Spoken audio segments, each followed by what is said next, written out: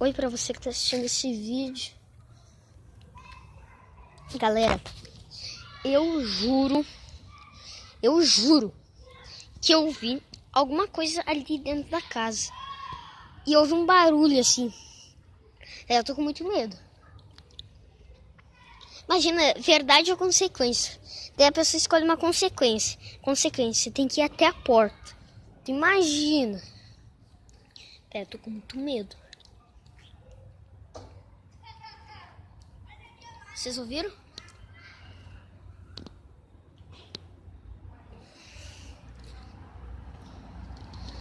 Poxa, galera. Não sei se eu vou.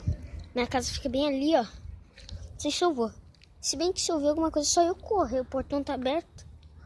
Mas agora ferrou, velho.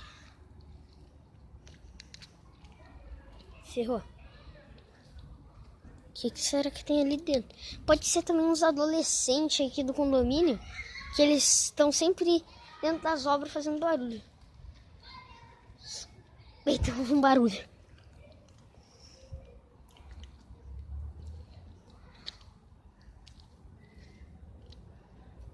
Ferrou, galera. Ferrou. Vamos correr. Ferrou, galera. Galera, vocês ouviram o barulho? Nem eu tô acreditando.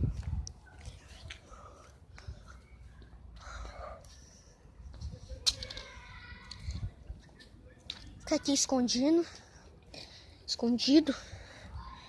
A galera tá aqui atrás de uma árvore. Minha casa tá ali. Agora vamos ficar aqui, né? Espera aí que eu vou ir me aproximando.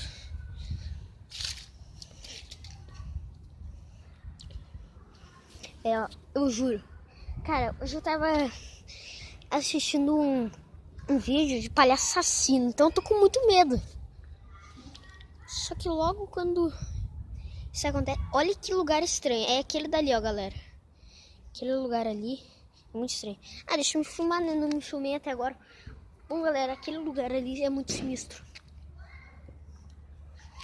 Ali, galera, tô na minha rua, mas... tem até gente passando essa hora, mas... tô com muito medo mesmo assim. Bom, então é isso, né? Agora eu vou filmar outro vídeo. Lá na minha... na sacada ali em cima, não sei se vocês conseguem ver. Ali lá na sacada. Lá, ó. Lá naquela sacada. Ó, os carros ali passando. Bom, então é isso. Tchau.